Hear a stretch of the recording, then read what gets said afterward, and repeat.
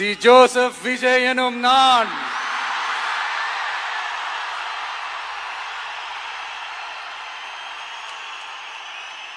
அத உண்மையாக்கி இருக்கிறீங்க. உண்மையிலே எனக்கு என்ன சொல்றதுன்னு எனக்கு தெரியல. என்னுடைய உறவுகளே, என்னுடைய சொந்தங்களே, நான் ஒன்றும் தேவ தூதன்லாம் கிடையாது. நானும் ஒரு இயல்பான ஒரு வாழ்க்கை வாழ்ற ஒரு சாதாரணமான மனுஷன்தான். நான் முன்னாடியே சொன்ன மாதிரி அது செய்வேன் இது செய்வேன்னு பொய்யான வாக்குறுதிகள்லாம் கொடுத்தவங்கள நான் ஏமாத்த மாட்டேன். எது சாத்தியமோ அது மட்டும்தான் நான் செய்வேன். இம்மிடியட்டா உங்க மனசுல ஒரு கேள்வி ஒண்ணு வரலாம், அப்ப சாத்தியம் இல்லாததை செய்ய மாட்டாங்களா, செய்ய முடியாதா அப்படின்ற ஒரு கேள்வி ஒண்ணு வரலாம். இத்தனை கோடி மக்கள் என் கூட இருக்கும் போது எது வந்தாலும் பாத்துக்கலாம், என்ன வந்தாலும் பாத்துக்கலாம் அப்படின்ற அந்த கான்பிடன்ஸ் என் மனசுல இருக்கு. இன்னொரு விஷயமும் நான் இங்க சொல்லணும். இன்னைக்கு நம்ம தமிழ்நாடு கவர்மெண்ட் இருக்கிற அந்த நிலைமையை பத்தி நான் உங்ககிட்ட நான் சொல்லணும். கிட்டத்தட்ட 10 லட்சம் கோடிக்கு மேல கடன் வாங்கி வச்சுட்டு போயிருக்கிற இன்னைக்கு அந்த தமிழ்நாடு அரசு இருக்கிறப்போ, கஜானாவை சுத்தமா தொடச்சி வலிச்சு வச்சுட்டு போயிருக்கிறப்போ, தூக்க முடியாத சுமையை ஏத்தி வச்சுட்டு போயிருக்கிறப்போ,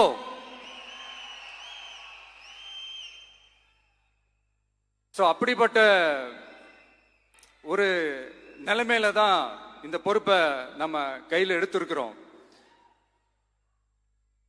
உடனே நீங்க நினைக்கலாம், என்னடா இவர் ஏதோ பொறி வச்சு பேசுறாரா அப்படின்ட்டு. அப்படிலாம் எதுவுமே கிடையாது. உள்ள போய் பார்த்தா தான் தெரியும் எது எந்த நிலைமையில இருக்குன்னு, என்ன இருக்கு என்ன இல்லை, எது எந்த நிலைமையில இருக்கு எது எந்த நிலைமையில இல்ல. அதையெல்லாம் பார்த்துட்டு உங்களுக்கு ஒரு வெள்ளை அறிக்கையா அதை வெளியிடணும்னு நான் நினைக்கிறேன்.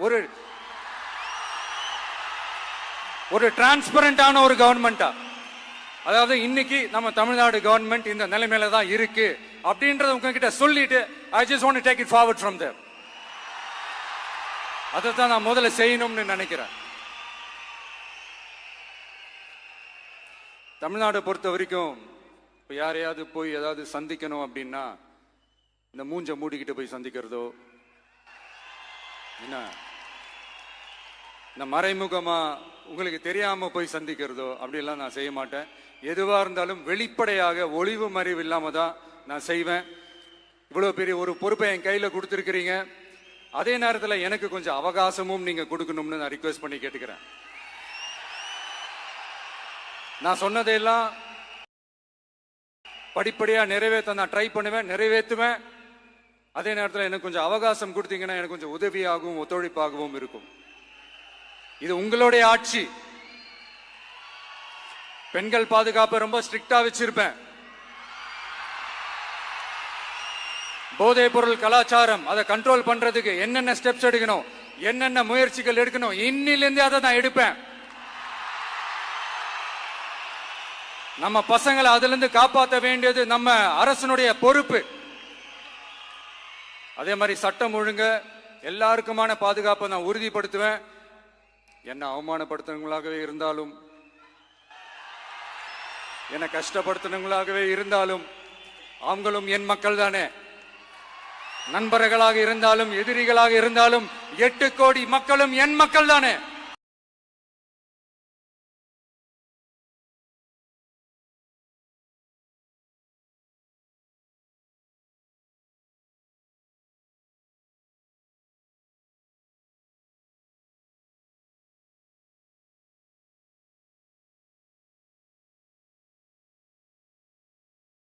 இருந்தாலும் எதிரிகளாக இருந்தாலும் 8 கோடி மக்களும் என் மக்கள் தானே.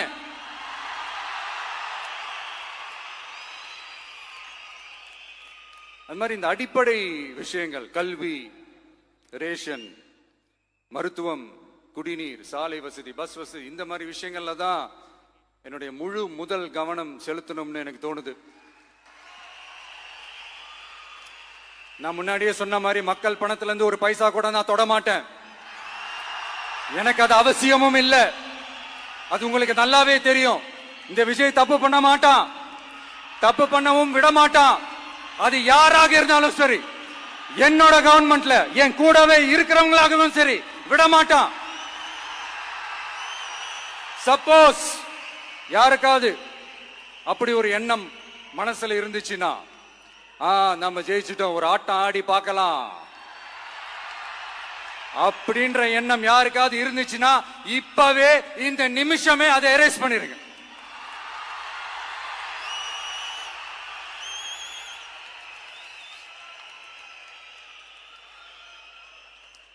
இங்க ஒரே சென்டர் தான், என் தலைமையில் உண்டான சென்டர்.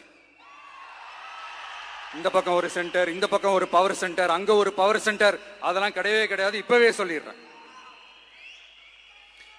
பெண்கள், இளைஞர்கள், விவசாயிகள், அரசு ஊழியர்கள், ஆசிரியர்கள், உழைக்கிற மக்கள், மீனவர்கள் எல்லாருமே நம்ம டிவிக்கு அரசுல நல்லா இருப்போம், நல்லா இருப்போம், நல்லா இருப்போம். பிறப்புக்கும் எல்லா உயிர்க்கும் அப்படின்றத நம்ம சமரசம் இல்லாத அடிப்படை கோட்பாடு.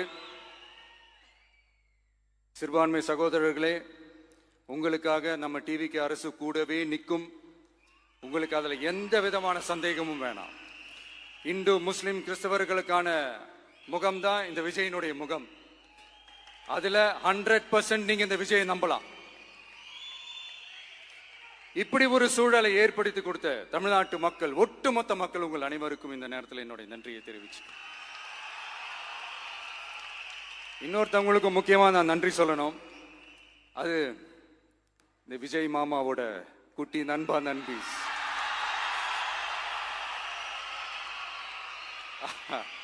அவங்களாலதான் இது நடந்திருக்கு. உங்களுக்கு எப்படி நன்றி கடன் செய்யணும்? உங்களுக்காக உங்க ஃபியூச்சரை மைண்ட்ல வச்சுக்கிட்டு எல்லா நல்ல விஷயங்களையும் உங்களுக்காக இந்த விஜய் மாமா செஞ்சு கொடுப்பான். கான்பிடண்டா இருங்க. அதே மாதிரி இன்னொருத்தவங்களுக்கும் நான் முக்கியமா நன்றி சொல்லணும். உங்களை எப்படி நான் மறப்பேன்? நீங்க தான் என்னோட உயிராச்சே. தமிழக வெற்றி கழக தோழர்களே,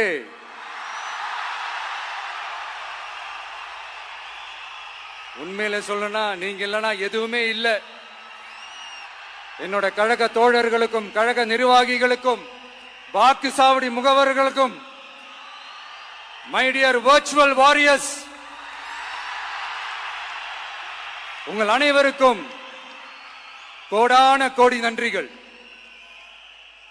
வாங்க எல்லாருமா சேர்ந்து ஒரு ஃப்ரெஷ் கவர்னன்ஸ், ஒரு நியூ கவர்னன்ஸ் ஒன்று கொடுப்போம். This is a new beginning.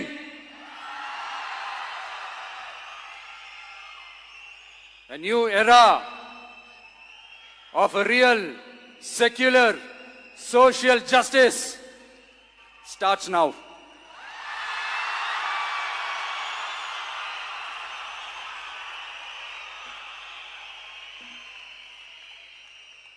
மக்கள் நலன்களை மட்டுமே லட்சியமாக கொண்ட நமது அரசுக்கு பக்கபலமாக நின்று ஆதரவை வழங்கியுள்ள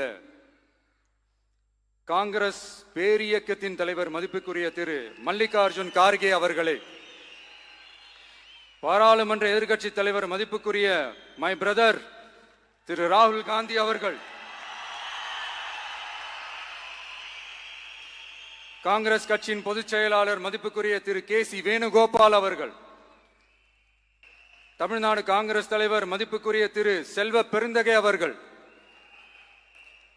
என்னுடைய நண்பர் பிரவீன் சக்கரவர்த்தி அவர்கள், சிபிஐஎம் கட்சியின் தேசிய பொதுச் செயலாளர் மதிப்புக்குரிய தோழர் திரு M.A. பேபி அவர்கள், மாநில செயலாளர் மதிப்புக்குரிய தோழர் திரு பி. சண்முகம் அவர்கள், அரசியல் தலைமை குழு உறுப்பினர் மதிப்புக்குரிய தோழர் திரு கே. பாலகிருஷ்ணன் அவர்கள், பாராளுமன்ற உறுப்பினர் மதிப்புக்குரிய தோழர் திரு சு. வெங்கடேசன் அவர்கள், நமது அரசுக்கு ஆதரவு வழங்கியுள்ள விடுதலை சிறுத்தைகள் தலைவர் மதிப்பிற்குரிய அண்ணன் திரு திருமாவளவன் MP அவர்கள்,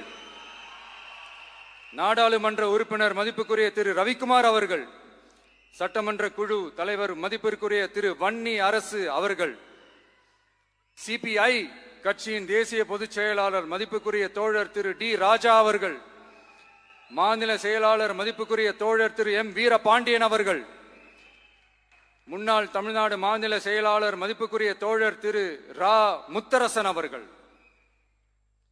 இந்திய யூனியன் முஸ்லிம் லீக் கட்சியின் தலைவர் மதிப்புக்குரிய டாக்டர் திரு காதர் மொய்தீன் அவர்கள், நாடாளுமன்ற உறுப்பினர் மதிப்புக்குரிய திரு நவாஸ் கனி அவர்கள், உங்க எல்லாரையும் வருக வருக என்று வரவேற்கிறேன். முக்கியமா இந்த மாதிரி நேரத்தில் எனக்காக நீங்க குரல் கொடுத்ததுக்கும் எனக்காக நீங்க சப்போர்ட் பண்ணி கூடவே நின்னதுக்கும் உங்க எல்லாருக்கும் இந்த நேரத்தில் என்னுடைய நன்றியை தெரிவிச்சுக்கிறேன். கான்பிடண்டா இருங்க,